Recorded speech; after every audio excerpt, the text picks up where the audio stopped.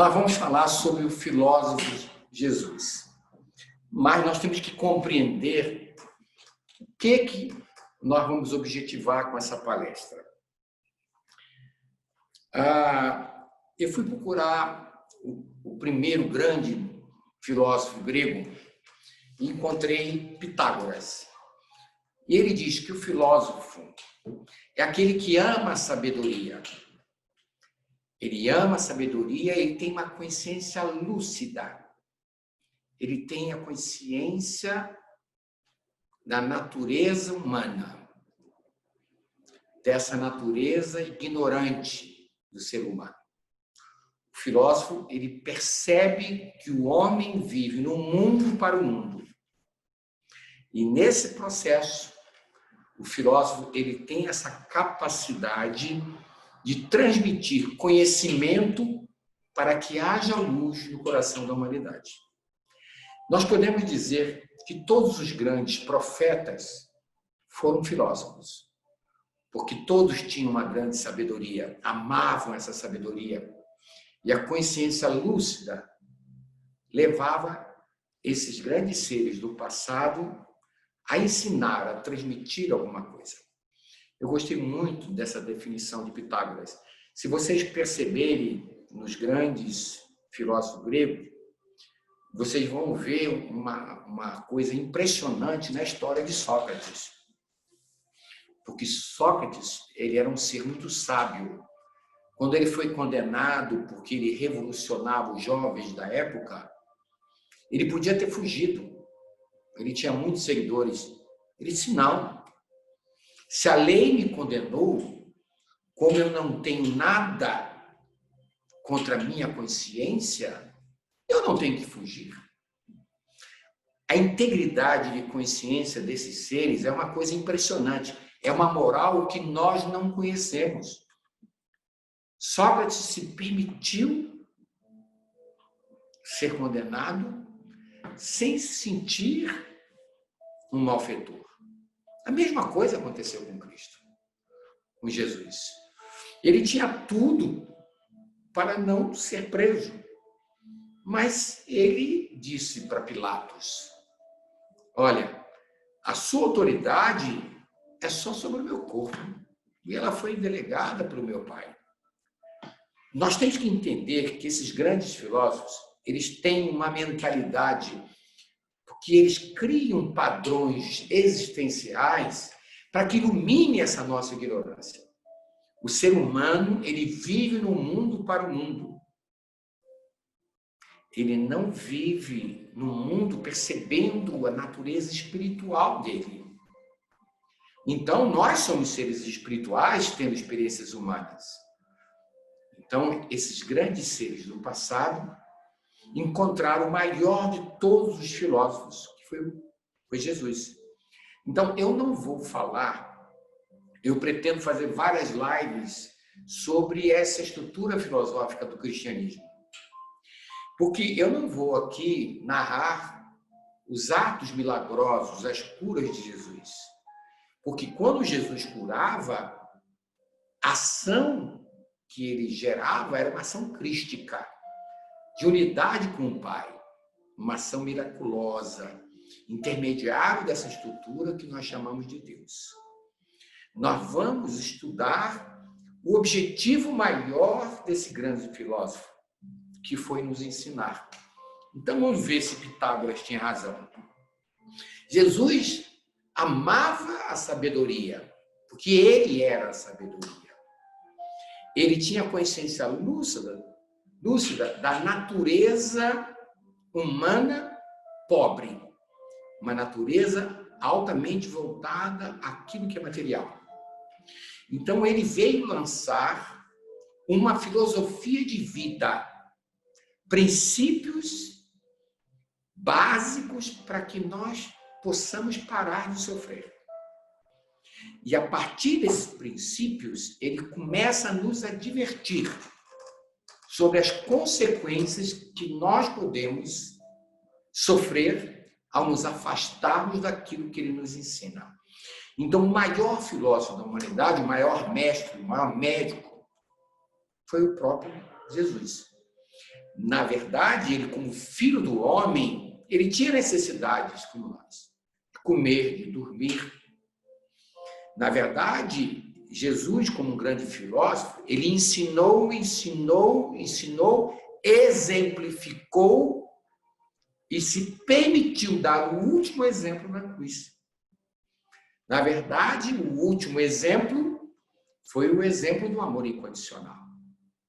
Então, eu vou abordar, primeiramente, por que ele teve que vir.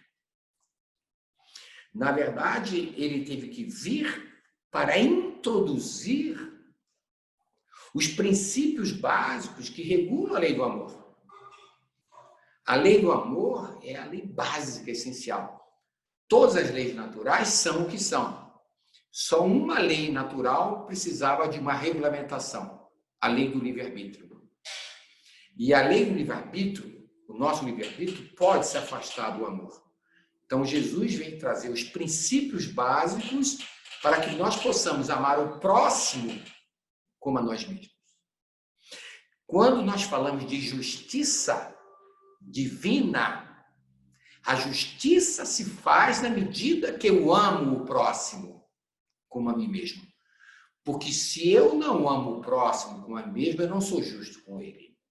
E também não sou justo comigo, porque eu também sofro. Então, quando Jesus fala como um filósofo, justiça, nós temos que entender que a justiça ela é estabelecida na medida que nós nos enquadramos na estrutura da lei do amor. Mas por que ele veio?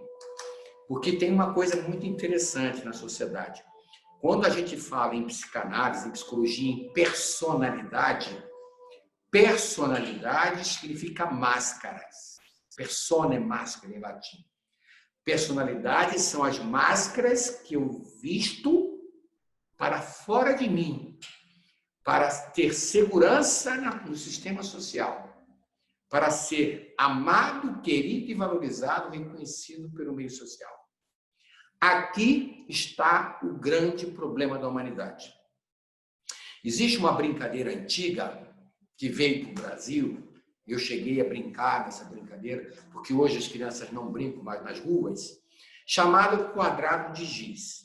Jesus veio para nos libertar desses quadrados de giz.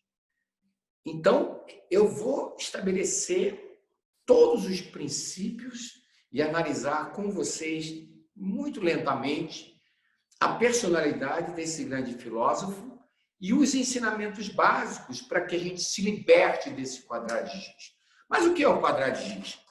Lá no século XX, as crianças, quando brincavam na rua, tinham os mais velhos e os mais novos. Os mais velhos estabeleciam as regras da brincadeira. E se riscava no chão um quadrado de giz. Quando uma criança não cumpria o padrão estabelecido por aqueles que eram maiores, ele era punido e ficava preso nesse quadrado de giz. E para sair desse quadrado de giz, ele tinha que pagar um castigo. Tinha que pular numa perna só 20 vezes, tinha que dar um beijo em alguém. E, na verdade, a criança necessitada do aplauso do grupo, do reconhecimento do grupo, do apoio da segurança do grupo, se submetia à regra maior que foi estabelecida na brincadeira. É assim que o mundo vive hoje. Nós vivemos um quadrado de giz. A criança, ela podia sair a hora que quisesse. Ela podia dizer, eu não vou ficar preso aqui. Eu vou sair daqui. Eu não aceito essa regra. Na verdade, Cristo ele veio estabelecer padrões de conduta a nível filosófico para que eu possa dizer para a sociedade, eu não vou ficar preso nesses padrões. Que essa sociedade ignorante, como diz, na verdade, os grandes filósofos gregos, estão impondo. Então, vamos começar, primeiro, a entender por que ele veio. Ele veio nos libertar, porque ele partiu do princípio que nós somos escravos. Ele diz assim, Conhecereis a verdade e ela vos libertará. Mas o que é essa verdade?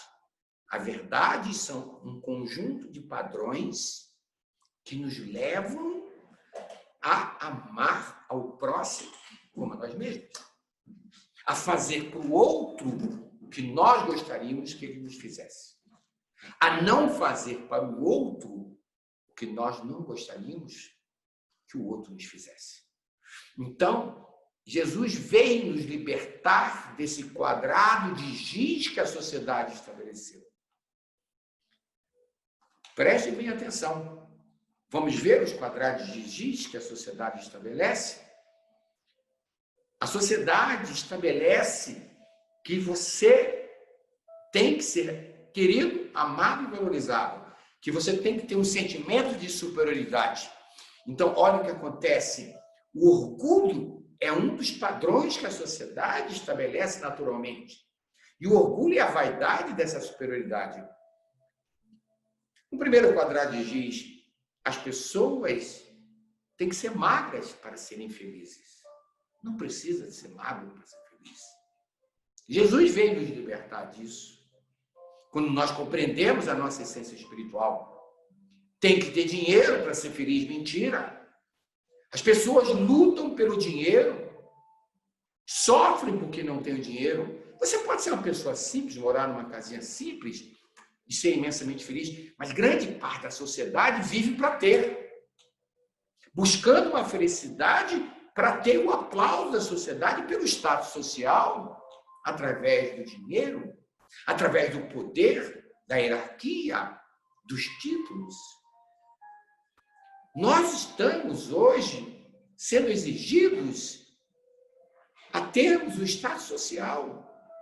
A vaidade estética é uma realidade, mas a vaidade intelectual nos prende num quadrado de giz que eu tenho que ter PhD, eu tenho que ter doutorado, eu tenho que ter mestrado.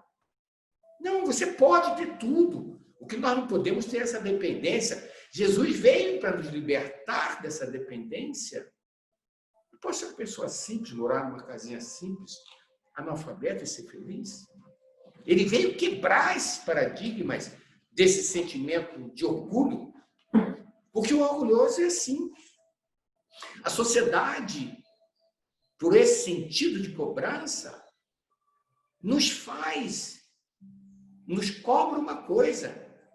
Se nós erramos e pedimos desculpa ao outro, a sociedade nos chama de bobo. Como você foi pedir desculpa? Você tinha razão. Não existe a humildade. Jesus veio trazer a estrutura da humildade, que nos faz reconhecer esses erros. A sociedade nos faz ter sentido de comparação. Nós estamos sempre nos comparando na busca de uma superioridade. E quando nós encontramos essa superioridade pelo padrão que usamos, nós ficamos arrogantes, prepotentes e presunçosos. Porque a sociedade aplaude isso. E quando não temos, nos sentimos inferiores, sofremos e ficamos com inveja do nosso irmão. A sociedade, quando você é fraterno, você é chamado de bobo. A sociedade nos impõe a necessidade de ter. Então, nós estamos sempre insatisfeitos com as coisas que temos. A nível material e afetivo, o quadrado giz do aparentar ser, nós temos que aparentar para fora de nós um ser que nós não somos. Nos tornamos hipócritas. A sociedade não admite a mansidão. Não. A inofendibilidade pregada pelo Cristo vem nos libertar desse estado reativo. Nós não temos resistência à frustração. Qualquer frustração produz a reação. Ele veio nos libertar desse processo da ofendibilidade, do egoísmo, que não deixa nós termos a misericórdia pelo sofrimento do nosso semelhante. Eu não tenho nada a ver com essa pessoa. Se ele é mendigo é porque ele quer. Porque, na verdade, A sociedade aplaude quando nós julgamos aqueles que são inferiores. Porque essa sociedade criou esse quadrado de giz. Porque se eu não julgo, eu estou errado. A personalidade humana, ela não é pautada na estrutura do amor. Ela é pautada em cima das necessidades instintivas do ser humano, que não representam a luz, representam a escuridão. Enquanto eu for um ser instintivo, os filósofos estão aí para nos tirar dessa ignorância. Porque instintivamente nós vivemos para fora de nós como pessoas metades, buscando uma felicidade onde nunca vamos encontrar. Então, eu posso dizer que esse grande filósofo, ele veio com uma personalidade ímpar. E eu queria, antes de eu não conhecer a palestra, eu quero descrever um pouco da personalidade de Jesus. Muito se fala da personalidade de Jesus, mas você encontra no capítulo 5 de Mateus toda a parte da personalidade absoluta do Cristo. Porque o absoluto é aquilo que é infinito. A persona do Cristo, ela está toda baseada na luz que ele aprendeu com o próprio Deus. Ele sempre dizia, tudo faço em nome do meu Pai. Eu falo aquilo que eu aprendi com o meu Pai. Então, vamos analisar a personalidade crística. Nós não temos que seguir a nível de perfeição. A perfeição é uma meta que vai ser atingida ao longo das nossas vivências. O que nós temos que entender é que a virtude, ela é relativa. Existe graus de humildade. Existe graus de inofendibilidade. Existe graus de misericórdia. Existe, porque a nossa virtude é relativa. O absoluto para nós é Deus. E para nós, Cristo é aquele Filho unigênito que caracterizou aquilo que é absoluto. Por isso que Pitágoras diz que os grandes filósofos, eles amam o amor. Eles amam a sabedoria. E eles, ao entender, tendo a lucidez da condição humana imperfeita, eles vêm para nos trazer essa luz. Então, vamos começar a analisar um pouquinho a estrutura desse filósofo. Jesus era a expressão da humildade. Ele não tinha que reconhecer erros, porque ele não tinha erros. Mas ele era altamente fraterno. Ele demonstrou em toda a sua existência a fraternidade, a natureza igualitária. E isto é básico dessa personalidade.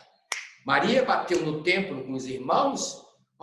Sua mãe está aí fora com seus irmãos. Ele olhou para a multidão que ouvia. Quem é minha mãe? Quem são meus irmãos? Fraternidade é sentido igualitário. A personalidade humilde, ela é igualitária. Ela não se compara. Jesus não se comparava. Ele se sentia igual, fraterno. Jesus era simples. E a simplicidade dele se manifestava sempre pela gratidão por tudo que o Pai fazia por ele. Essa personalidade que expressava essa gratidão a um nível absoluto de ser um com o próprio Pai. É uma personalidade que nós não encontramos. Santo Agostinho diz que nós não agradecemos absolutamente nada. Nós agradecemos aquilo que nos reconhece, os aplausos do mundo. Agradecemos a segurança que o outro pode me dar. Mas nunca agradecemos a essência da graça de Deus, que nos dá a oportunidade do corpo, da vida e a oportunidade de convivência para que nós possamos amar. O homem, ele não sabe o que está aqui fazendo. Ele acha que nasceu para casar, para ter filho e trabalhar. Não. Eu posso casar, eu posso ter filho, eu posso trabalhar. O que eu não posso é ancorar minha felicidade nesse processo. A personalidade de Jesus era altamente humilde. Ele era fraterno. Ele era grato por tudo que ele tinha. Jesus era altamente desprendido. Ele só tinha uma sandália. Ele dizia: o filho do homem não tem onde deitar a cabeça. Os lobos têm seus covis, as suas tocas. O filho do homem não. Ele não tinha apego material, ele não tinha apego afetivo, ele não tinha apego do tempo dele, porque o tempo dele, nessa personalidade, era todo dedicado, como um grande filósofo, a nos ensinar. Que personalidade é essa? Que apresenta esse grau de desprendimento? Jesus tinha a própria mansidão. Por isso é que ele é chamado na Igreja Católica do Cordeiro de Deus, porque o cordeiro é o bichinho mais manso que existe. E mansidão não significa apatia e covardia, nem hipocrisia. Mansidão não é passividade. O estado manso, ele é pacífico, ele é forte, ele não paga o mal com o mal, ele dá a outra face. Jesus, ele representou a mansidão em todo o seu ministério. E representou no máximo da crucificação essa mansidão, porque ele não julgou, ele não tinha nada para perdoar, porque ele não se magoou, porque ele amava. Ele não tinha o não gostar, ele só tinha a compreensão, ele só tinha o desprendimento e o respeito nessa personalidade. Isto, para nós, é o absoluto. Foi o que Sócrates demonstrou ao tomar cicuta. Vocês estão me condenando? Ok, me dá a cicuta que eu tomo, mas a minha consciência está tranquila. Vocês estão matando o meu corpo, mas não estão matando a minha essência. Isto é a mansidão absoluta. Mas ele veio mostrar esse padrão para todos nós. Ele veio demonstrar a misericórdia. Ele sempre dizia: misericórdia quero. Olhe a miséria do outro com o seu coração. Olhe a miséria do outro. E a miséria do outro não é falta de recursos. A miséria do outro é tudo que ele passa e tudo que ele faz de ruim para o outro, para o próprio semelhante. A cara feia é a miséria dele. O egoísmo é a miséria dele. A maldade é a miséria dele. A injúria é a miséria dele. Jesus dizia: olhe com o teu coração. Olhe com a tua compreensão. Olhe com o teu desprendimento e com o teu respeito o teu semelhante. Misericórdia eu quero. Inclua o sofrimento do outro como teu, empaticamente, e ajude com o teu coração. Porque misericórdia se faz pela nossa compaixão e ela é exercida pela nossa caridade. E caridade não é simplesmente dar o recurso material. A caridade é dar sua presença, dar o seu tempo, é se preocupar, é se doar. E aquele que é caridoso não julga. Personalidade era essa que expressava a misericórdia. Jesus, ele tinha um coração limpo e puro. Por isso ele vivia com Deus. Bem-aventurados limpos e puros de coração, porque verão a Deus. Jesus via Deus em tudo. Essa essência criadora em tudo. Que personalidade é essa? É uma personalidade absoluta, é uma meta para que nós possamos chegar a um conceito básico. A personalidade de Jesus era pacificadora.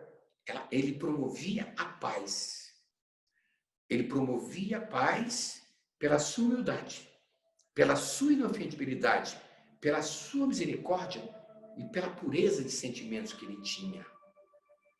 Ele era fiel ao Criador, a Deus. E por isso ele foi crucificado. Por isso que ele diz, bem-aventurado aqueles que sofrerem perseguições em meu nome. Porque assim foram perseguidos todos os profetas. Nós não temos essa fidelidade. Então, se nós analisarmos nas bem-aventuranças, nós vamos encontrar todo o código moral que é necessário para que a gente saia dessas imposições sociais que nos aprisionam como escravos no sentimento de superioridade, na ofendibilidade, no egoísmo, numa consciência sempre magoada e frustrada e num estado reativo que não produz a paz. O mundo não aplaude aquele que ama. Nós sofremos o bullying social.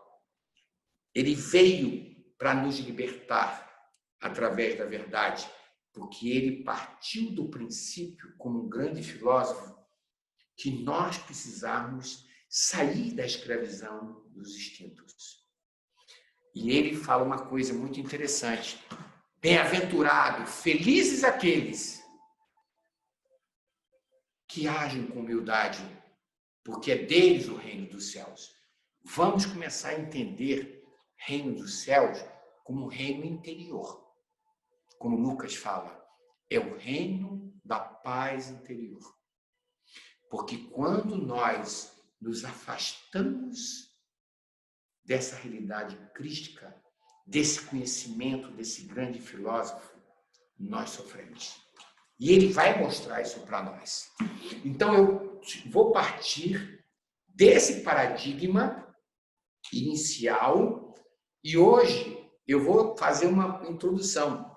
Eu vou, dentro do possível, a cada 15 dias eu vou lançar uma live onde eu vou dar sequência a essa estrutura. Então, a partir da humildade, da mansidão, que é a inofendibilidade, da misericórdia, através da pureza de sentimentos, através desse estado pacificador e através da fidelidade aos padrões que ele nos ensinou, nós vamos construir um novo nível de consciência. E nesse novo nível de consciência, nós vamos sair dessa condição humana imperfeita, ignorante, onde nós nem sabemos o que estamos fazendo nesse planeta. Deus, quando olha para esse planeta, ele não vê pessoas em pé, porque nós nem de gatinho estamos ainda. Na verdade, nós ainda estamos de barriga para baixo, vivendo no mundo para ser do mundo, e não vivendo no mundo para aprender a amar. Nós nascemos, quer vocês queiram ou não, para aprender a amar. Por isso que a família é importante. Por isso que as relações sociais são importantes. Porque ele fala, o escândalo é necessário, porque o escândalo produzido pelo outro ou produzido por você vai te dar a oportunidade de amar. Mas amor é um sentimento dinâmico. Amor se expressa por 3 grandes verbos. Compreender, se doar materialmente, afetivamente e tempo, porque se eu compreendo, eu respeito. Se eu compreendo, eu me dou. E se eu compreendo e me dou, eu respeito o meu próximo. Vocês podem pegar qualquer atitude amorosa, vai se enquadrar nesse processo. A humildade e a inofendibilidade me fazem compreender o outro com a mesma natureza. Me fazem ter a fraternidade. A misericórdia e a pureza de sentimentos me faz respeitar o outro. Me faz me doar ao outro. Então é preciso que nós entendamos o que significa essa palavra amor. Porque nós pensamos que amor é sexo. Não, nós podemos amar com olhar. Nós temos que entender onde ele quer chegar.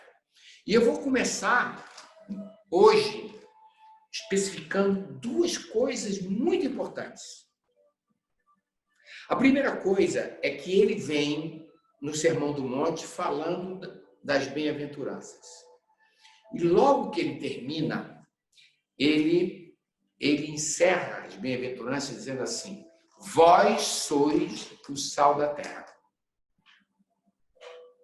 Se o sal se tornar insípido, sem gosto, não vai servir para absolutamente nada.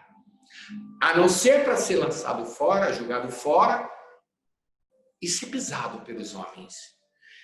Nós não entendemos essa importância. Ele vem e estabelece todos os princípios dos sentimentos humanos. E logo em seguida, ele começa agora a dizer como temos que agir e o que vai acontecer se nós não agirmos assim. A primeira estrutura é estabelecer a verdade, os padrões que me levam a amar, as bem-aventuranças. Agora não. Vós sois o sal da terra. Ele usou o símbolo do sal, por quê? O sal, no passado, foi usado como medida de moeda. Mas o sal é a principal substância dos temperos. Sem sal não existe tempero. Mas por que ele foi usar esse símbolo? Porque ele disse assim: nós somos o sal da terra porque nós vivemos aqui nas relações terrenas, materiais. Nós precisamos dar sabor às nossas relações. Ser o sal da terra é dar sabor às nossas relações interpessoais. Porque se nós não dermos o sabor, se nós não temperarmos as nossas relações com amor, nós nos tornamos insípidos, sem gosto. Estamos perdendo aquela oportunidade.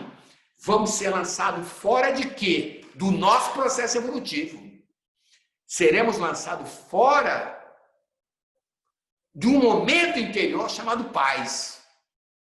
Porque nós vamos ser pisados pelos homens. E nós vamos sofrer. Porque quando eu sou o sal da terra, eu estou temperando o meu relacionamento com a minha esposa, com o meu amigo, com meus irmãos, com meus subordinados, com a compreensão. Nós precisamos entender o que ele quer dizer. Tempere as suas relações com a compreensão. Mas para isso você precisa ter uma consciência mais humilde, que reconhece os seus erros, que não se compara, que não julga. Porque se eu tempero as minhas relações com o julgamento, com a comparação, com as minhas insatisfações, eu vou sofrer.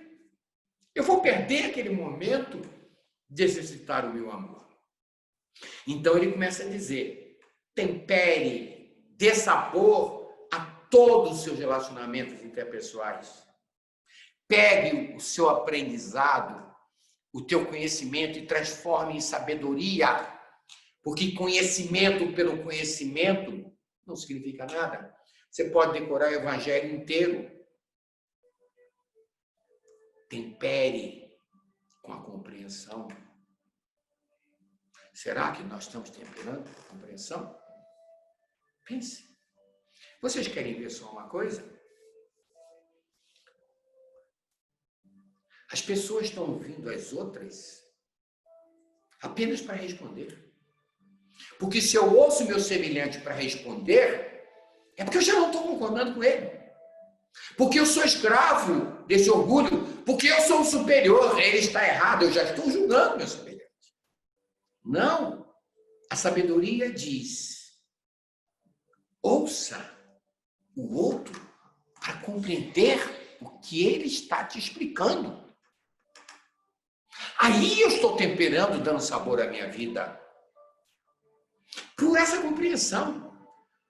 Santo Agostinho fala dessa importância de nós usarmos os 5 sentidos da alma. Como é que está a nossa vida, esse quadrado de giz? Ninguém ouve ninguém. E se eu estou ouvindo, eu já estou interrompendo. Eu não estou temperando a minha relação. Eu estou insípido. Eu estou egoísta, egocêntrico. Eu estou orgulhoso. Eu estou cheio de ofendibilidade. Onde está a minha misericórdia? Onde está a minha pureza de sentimento? Então,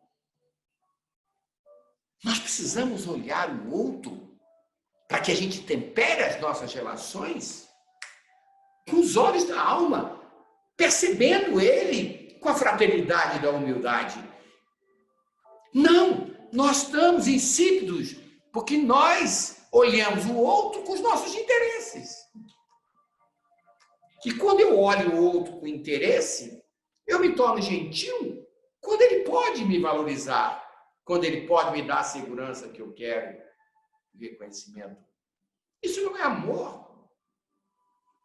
Onde está a fraternidade na sua forma de perceber?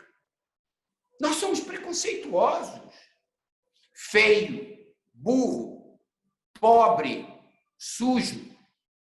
Por que nós não abraçamos aqueles que estão caídos? Por que nós temos nojo do sujo? Porque nós não somos o sal da terra. Nós não temos essa fraternidade.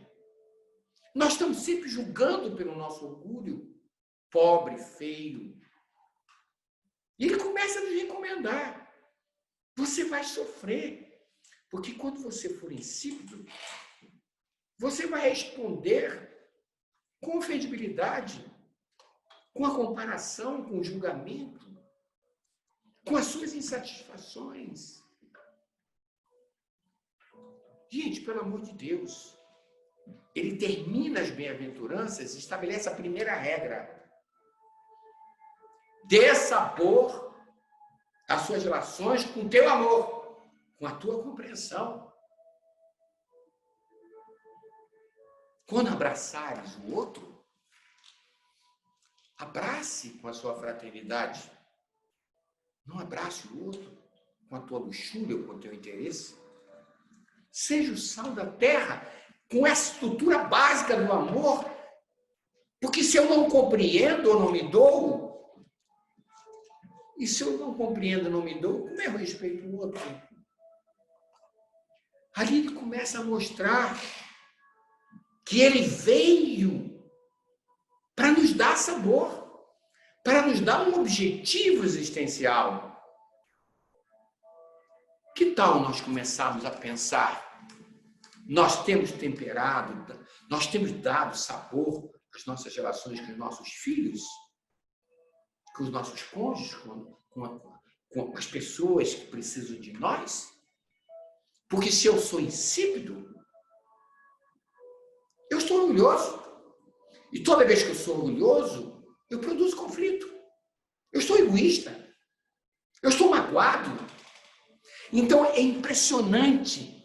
E ele diz: comece a dar sabor aos seus relacionamentos, porque senão você vai sofrer. Como eu vou sofrer? Você vai sofrer porque você vai bater na face do outro e você vai receber a resposta na outra face. Você dará o mal e receberá o mal. Você vai sofrer porque você vai sentir as restrições externas daquele que não gostou daquilo que você fez. Mas você também vai sofrer porque a sua consciência é incorruptível e ela vai produzir a culpa. Então Jesus mostra na primeira grande estrutura o primeiro grande conselho: aproveite as relações e dê sabor. Dê sabor através da sua compreensão, através do seu desprendimento e do seu respeito ao teu irmão. Mas será que nós entendemos isso? Vocês entenderam o que esse filósofo quis dizer? Então eu faço uma reflexão. Quem é que está hoje numa relação conflitiva? Porque se está numa relação conflitiva, é porque não ama. Porque, na verdade, o inverso da humildade é o orgulho. O orgulho produz a ofendibilidade. O orgulho produz o egoísmo. O orgulho produz uma consciência impura e a reatividade. A sua relação está conflitiva? Você está produzindo um escândalo? Você vai ser pisado pelos homens. Gente, 7% da humanidade evolui pela conscientização. 93% só através da dor. Eu estou cansado de sofrer. Porque sofrimento não é obrigatório, gente. Só a dor é obrigatória. Porque a dor é física. O sofrimento é psíquico. Quando nós começarmos a abraçar esta verdade, por que eu casei? Por que eu tenho filhos? Por que eu tenho subordinados? É a grande oportunidade do exercício do seu amor, da sua compreensão, da sua doação e respeito. É a grande oportunidade para que você tempere as suas relações com todo o conhecimento crítico. Vamos começar a temperar a nossa consciência, as nossas relações com a nossa humildade, com essa essência desse amor que Jesus nos ensinou como um filósofo, porque eu estou aqui abordando a sabedoria do filósofo, que com a consciência lúcida nos percebe escravos de uma sociedade altamente orgulhosa, altamente egoísta, altamente narcisa e altamente sofredora. As pessoas estão pensando que essa pandemia, quando terminar, o mundo vai ser melhor? Ninguém muda rapidamente.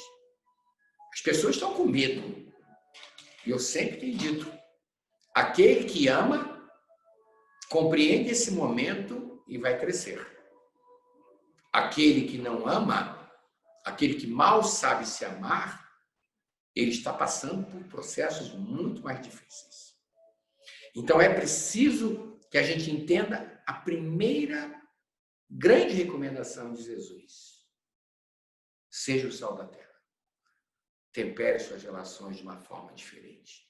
Eu queria que vocês pensassem nas relações sociais de vocês, familiares, porque nós vamos começar a ser o sal dentro de casa. É ali no núcleo familiar. Mas logo em seguida ele diz assim, vós sois a luz do mundo. E ele diz, não se constrói uma cidade em cima de um monte, de uma montanha, que não possa ser vista. Ele diz, é impossível não ver uma cidade edificada, construída em cima de um morro. Ele também mostra, não se acende uma lâmpada para se colocar debaixo do velador, ou debaixo de alguma coisa que esconda essa luz. Se acende uma luz para colocar-se em cima do velador, para que todos vejam a luz das tuas boas obras. E quando você conseguir iluminar com as suas boas obras, Deus terá atingido a glória dele através de você. E Deus atinge a sua glória através de nós quando nós amamos. Mas espera aí, agora Jesus faz uma outra recomendação. Ele diz, acenda uma luz para iluminar o ambiente que você está.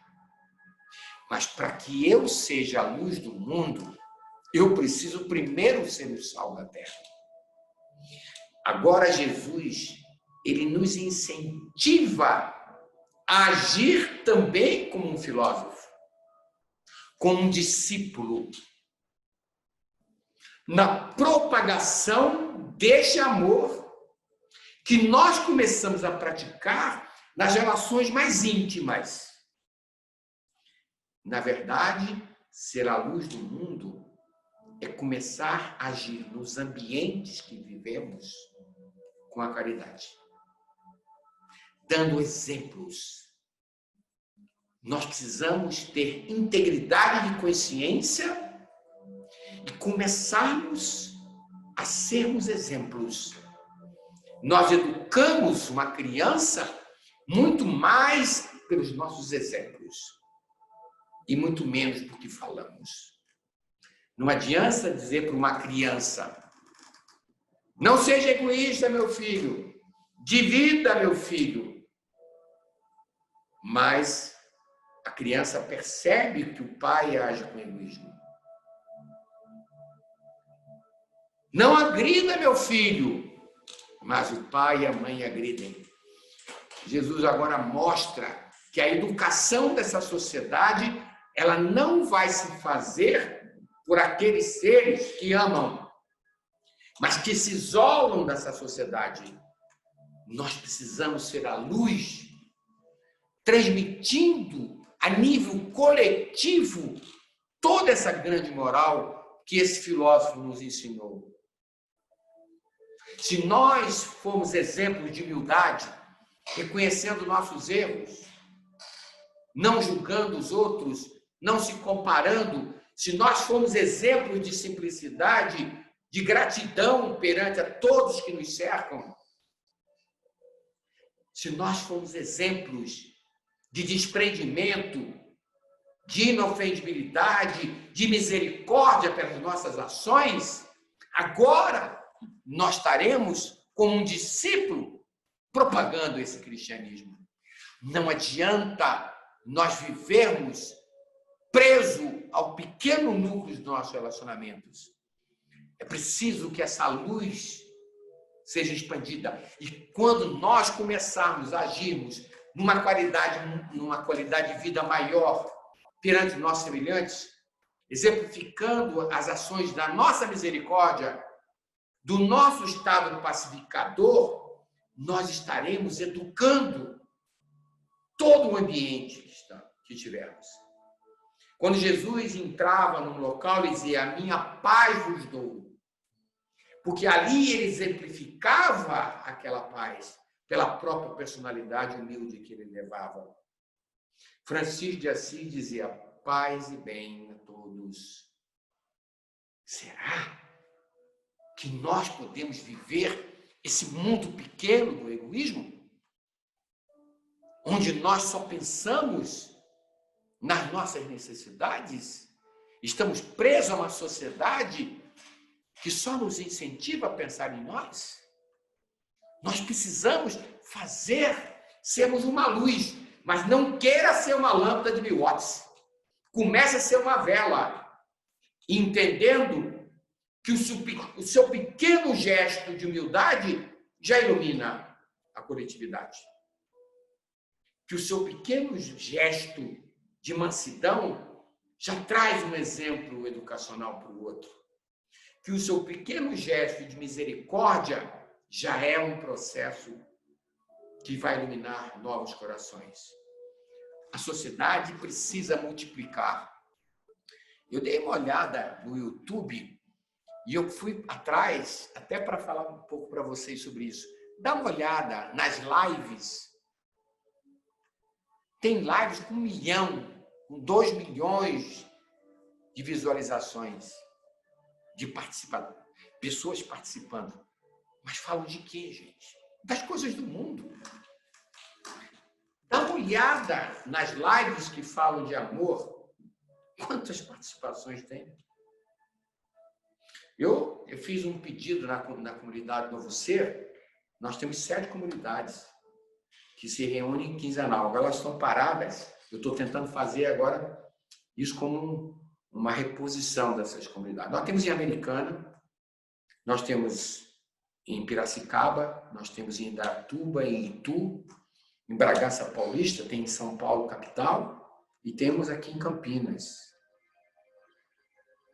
Nós precisamos agora começar a propagar este amor de uma forma diferente. Nós precisamos, todos nós, sermos a luz. Agora, Jesus nos aconselha, mas a condição básica para que eu possa ser a luz do mundo é ser o sal da terra. Porque se eu não consigo dar sabor às minhas relações pessoais, eu não vou conseguir exemplificar isso em coletivo. Se vocês perceberem, a crucificação de Jesus foi a maior luz que foi lançada sobre esse planeta. Porque ele ensinou como um filósofo, exemplificou e se permitiu, como Sócrates, muito mais, ser crucificado e dizer assim: Pai, perdoa você, porque eu não me magoei. Simbolicamente, ele diz: Pai, perdoa você, porque eles não sabem o que fazem.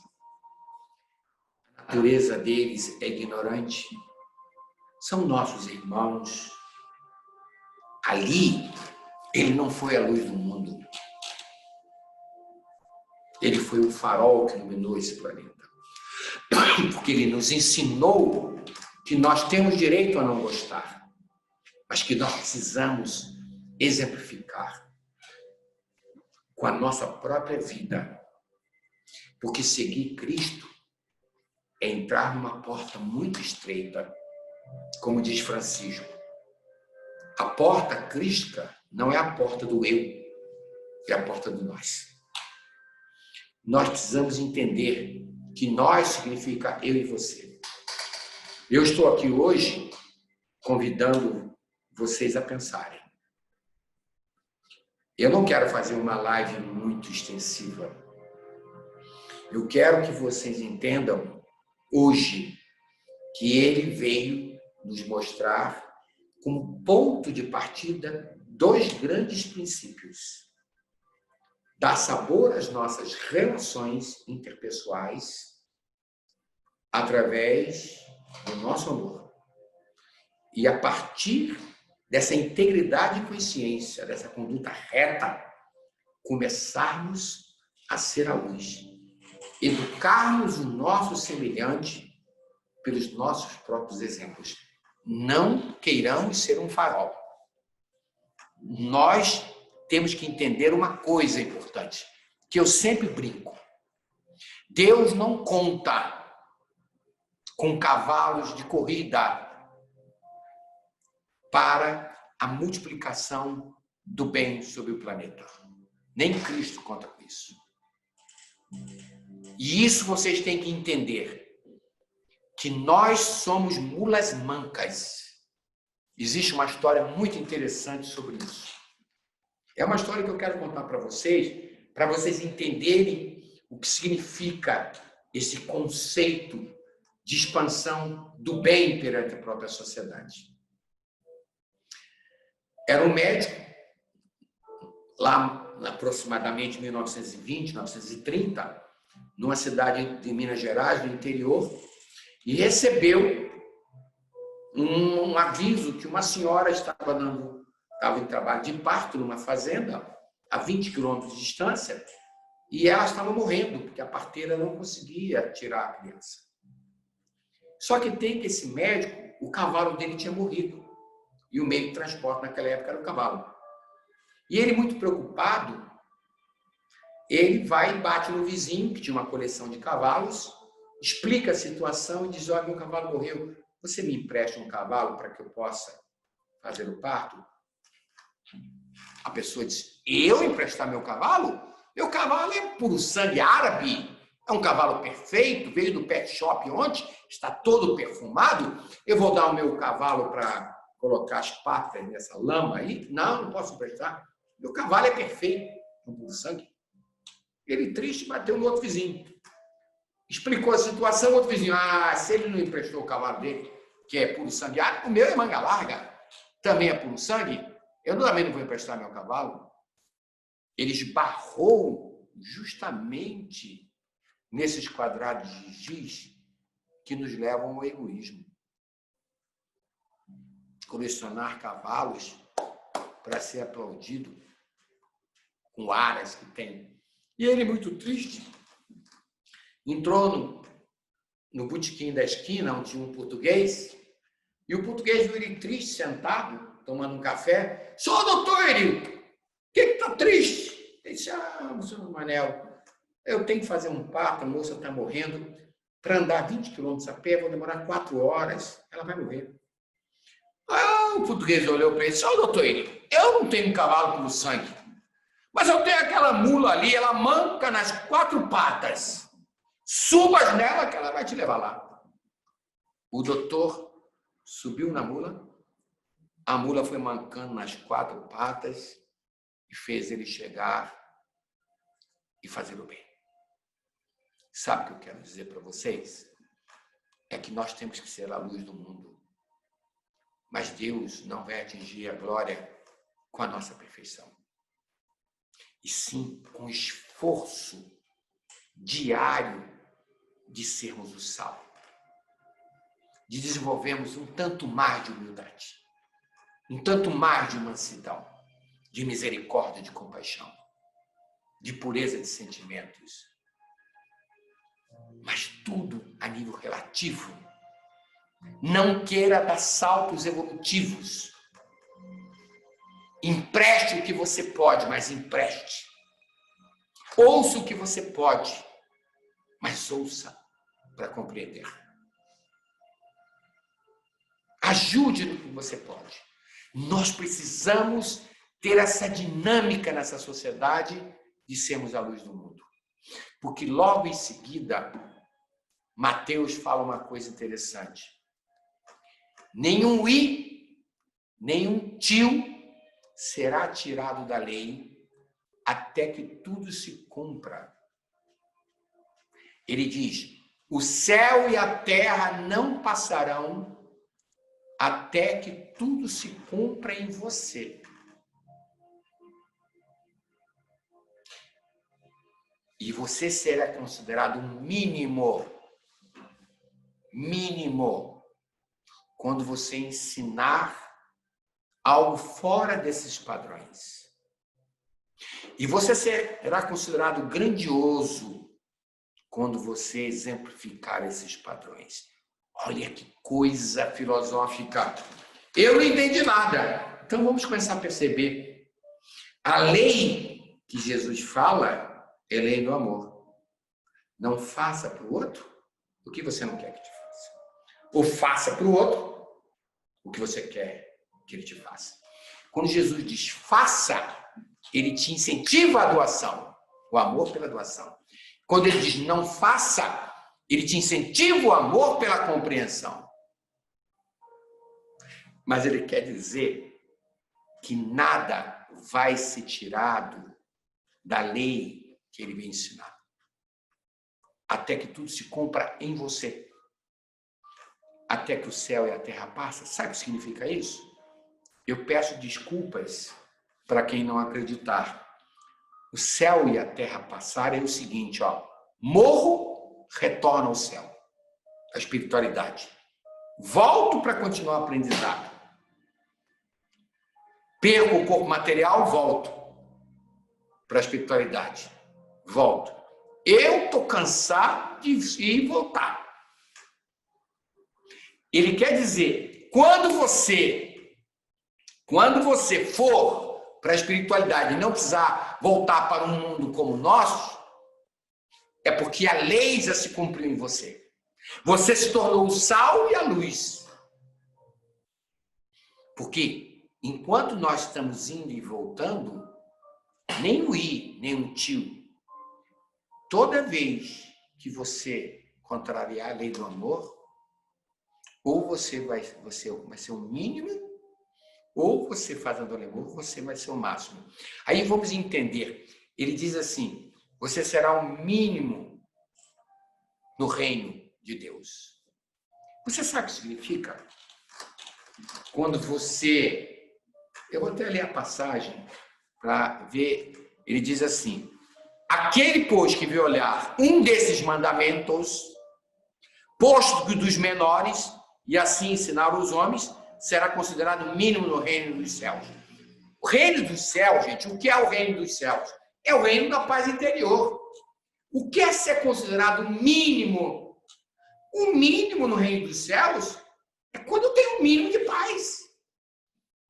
Mas vem cá, ele começa a dizer o seguinte, quando violar um desses mandamentos, dos menores possíveis. Então, vamos ver o que significa isso. A lei de Deus diz, faça o outro que você quer que te faça, ou não faça o que você não quer que faça. Vamos ver. Se eu mato o outro, eu transgredi essa lei, mas de uma forma muito intensa. Muito intensa. Não foi uma transgressão menor, foi uma transgressão maior.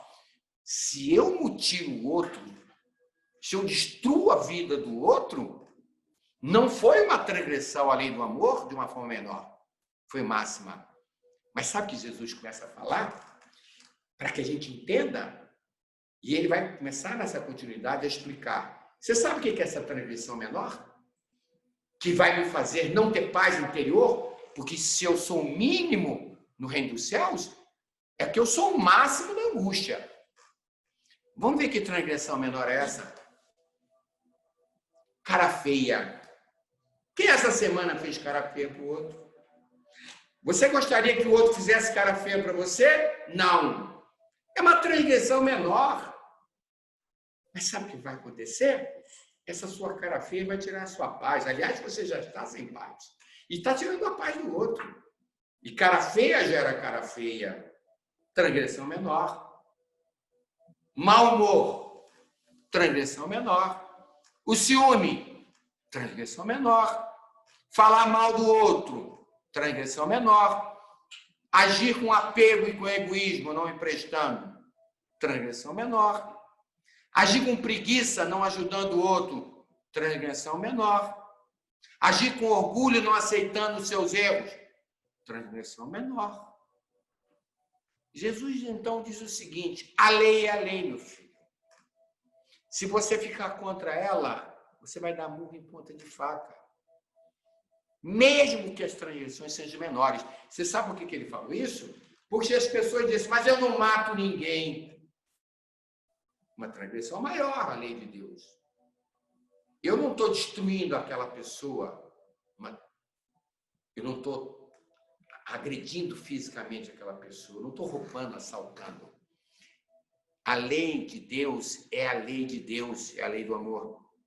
Você pode ter transgressões do cotidiano, onde você não foi o sal da terra, e essa transgressão, ele fala agora, ele recomenda, mas diz, a sua cara feia vai tirar sua paz.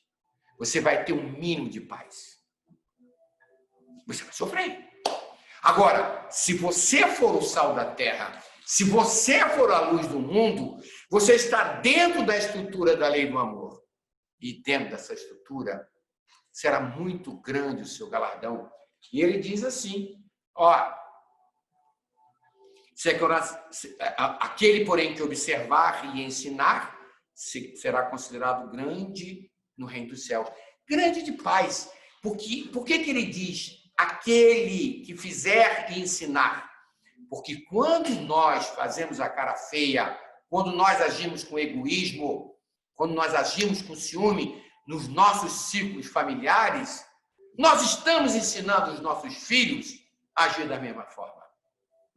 Então, na verdade, ele diz, olha, seja a luz do mundo, porque se você não for, você vai transgredir a lei do amor. E você vai começar a sofrer pelos teus pequenos atos de incompreensão, de apego e de desrespeito ao teu próximo. Esses 3 grandes princípios, a partir das bem-aventuranças, são excepcionais, porque mostra que nós estamos subordinados a algo que é irreversível. Nós somos um ser espiritual. E toda vez que nos afastamos do amor, porque Deus é amor, Deus está dentro de nós, nós vamos sofrer. Que sejamos, então, nas nossas relações, o sal da terra. Vamos temperar, vamos dar sabor da compreensão, da doação e respeito. Não vamos fazer cara feia. Não vamos gerar discórdia entre as pessoas. Não vamos falar mal do nosso irmão. Não vamos negar aquilo que ele nos pede. Vamos emprestar o que podemos. Vamos transmitir alegria, gentileza, fraternidade. Essa é a nossa inofendibilidade. Vamos ser a luz, porque Jesus diz, não adianta você se afastar. A lei é a lei. Enquanto você tiver imperfeições, ao se afastar, você vai sofrer. A opção é nossa. O livre-arbítrio é nosso. Hoje, na nossa primeira live, eu quis mostrar Jesus como um grande filósofo que transmite um conhecimento de vida para que nós possamos ter a paz. Mas, meus amigos e minhas amigas, o livre-arbítrio é de cada um. Ou você opta a começar a entender que você é uma mula manca, mas comece a amar na relatividade do seu grau de consciência, mas comece a ter essa mudança. Comece a fazer o seu pequeno esforço de ser bom e útil a cada dia. Faça esse voto. Faça esse voto de se irritar cada vez menos, de reclamar cada vez menos, de se comparar cada vez menos, de julgar cada vez menos, de esperar menos dos outros. Vamos sair desses quadrados de giz que essa sociedade impôs no nosso sistema educacional, que a sociedade exige que você seja valorizado, reconhecido, que você viva para ter, para aparentar ser o que você não é. Toda live que eu faço, eu digo, eu não estou colocando um ponto final. Eu vou terminar a nossa palestra, porque nós estamos a 1h10, com uma vírgula, como diz Augusto Cury. Porque quando nós terminamos uma frase com uma vírgula, é que vocês terão que continuar escrevendo a vida de vocês. Não assista uma live dessa apenas por assistir. É preciso que você interiorize isso, que você entenda que você nasceu para aprender a amar, que você é um ser espiritual que não pode viver fora dessa lei do amor. Comece a construir a partir de agora uma nova relação. Comece a dar um sabor diferente às suas relações. Comece a exemplificar com a sua humildade, com a sua inofendibilidade, com a sua misericórdia, com a sua pureza, com esse estado pacificador, uma melhor condição existencial. O mundo está carente de amor. Hoje, quem governa o mundo é a ausência do amor. A sociedade está caótica. Nós precisamos dizer assim: Jesus, eu estou aqui. Que se faça na minha vida segundo a sua vontade. Vamos eliminar a revolta que caracteriza a ausência de amor. As mágoas, as intolerâncias, as frustrações que foram impostas por uma sociedade que exige que você seja perfeito, a nível material, a nível estético, a nível intelectual e espiritual. Está faltando no mundo a religiosidade, não religiões. Cristo não veio pregar religiões, ele veio pregar o amor. Todas as religiões que levam você ao caminho do amor exigem que você tenha essa religiosidade. Me despeço de vocês. Eu tenho um pequeno canal que foi aberto há um mês no YouTube. Se você puder, Wilson Cerqueira. Tem lá, se eu não me engano, deve ter 10 interpretações das bem-aventuranças. 10 pequenas interpretações de alguns minutos para que vocês compreendam a base filosófica que Jesus veio nos dar. E eu já comecei a falar do sal da terra, e o próximo vídeo que eu vou colocar é o da luz do mundo. Mas prestigie o que é bom para você. Vamos ser a luz divulgando o cristianismo de uma forma simples, sem dogmas, com uma espiritualidade maior. Pense sobre sua vida. Coloco a vírgula para que você, ao desligar o canal, que você pense no que você está construindo para você. Paz e bem, me senti muito honrado de estar com todos aqui.